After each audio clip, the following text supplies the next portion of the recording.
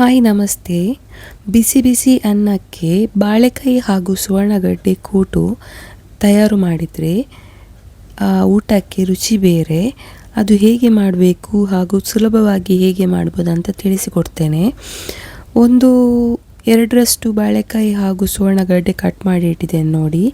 ಇದಕ್ಕೆ ನಾನು 1 ಸ್ಪೂನ್ನಷ್ಟು ಉಪ್ಪು ಹಾಗೂ 1 ಸ್ಪೂನ್ನಷ್ಟು ಅರಶಿನ ಹಾಗೂ 1 ಲೋಟದಷ್ಟು ನೀರು ಹಾಕಿ ಕುಕ್ಕರಲ್ಲಿ ಇದನ್ನು ಬೇಯಿಸ್ತೇನೆ. ಕುಕ್ಕರಲ್ಲಿ ನೀವು ಬೇಯಿಸುವಾಗ ಇದನ್ನು 2 ವಿಜಿಲ್ ತೆಗೆದ್ರೆ ಸಾಕು. ಮೀಡಿಯಮ್ ಫ್ಲೇಮಲ್ಲಿ ಇಟ್ಟು ಬೇಯಿಸಿ.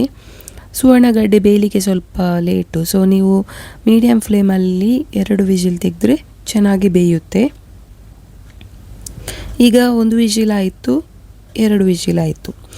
ನಾವೀಗ ಮಸಾಲೆಗೆ ರೆಡಿ ಮಾಡೋಣ. ಮಸಾಲೆಗೆ ಬೇಕಾದಂಥ ಸಾಮಗ್ರಿಗಳು: 1 ಗಡಿಯಷ್ಟು ತೆಂಗಿನಕಾಯಿ, ಮತ್ತು ಇದಕ್ಕೆ 1 ಸ್ಪೂನ್ನಷ್ಟು ನೀವು ಜೀರಿಗೆ ಆ್ಯಡ್ ಮಾಡಿ, ಮತ್ತು ನೀವು 4ರಿಂದ 5ರಷ್ಟು ಕಾಯಿಮೆಣಸು, ಮತ್ತು ಸ್ವಲ್ಪ ಒಂಚೂರು ಕೊತ್ತಂಬರಿ ಸೊಪ್ಪು ಆ್ಯಡ್ ಮಾಡಿದರೆ ಚೆನ್ನಾಗಿರುತ್ತೆ. ಇದನ್ನು ನಾವು ಮಿಕ್ಸಿಯಲ್ಲಿ ರುಬ್ಬಿ ತರೋಣ. ಇದಕ್ಕೆ ನೀರು ನೀವು ಎಷ್ಟು ಬೇಕಂತ ನೋಡಿ ಹಾಕಿ. ನಾನು 1 ಲೋಟ ಆ್ಯಡ್ ಮಾಡಿದ್ದೇನೆ. ಈ ಥರ ಗ್ರೀನ್ ಮಸಾಲೆ ಪೇಸ್ಟ್ ರೆಡಿ ಆಯಿತು. ಈಗ ನಾವು ಬೇಯಿಸಿಟ್ಟ ಸುವರ್ಣಗಡ್ಡೆ ಹಾಗೂ ಬಾಳೆಕಾಯಿ ಉಂಟಲ್ಲ, ಅದನ್ನು ಈ ರುಬ್ಬಿದಂಥ ಮಸಾಲೆಗೆ ಆ್ಯಡ್ ಮಾಡಿ ಒಂದು ಹುಳಿ ನೀರು ಹಾಗೂ ಒಂಚೂರು ಬೆಲ್ಲದ ತುಂಡು ಹಾಕಿದರೆ ಚೆನ್ನಾಗಿರುತ್ತೆ. ಇದನ್ನೆಲ್ಲ ಒಟ್ಟಿಗೆ ಮಿಕ್ಸ್ ಮಾಡಿ ನೋಡಿ ಈ ಥರ. ಮತ್ತು ಇದಕ್ಕೆ ಸ್ವಲ್ಪ ಉಪ್ಪು ಹಾಕಿ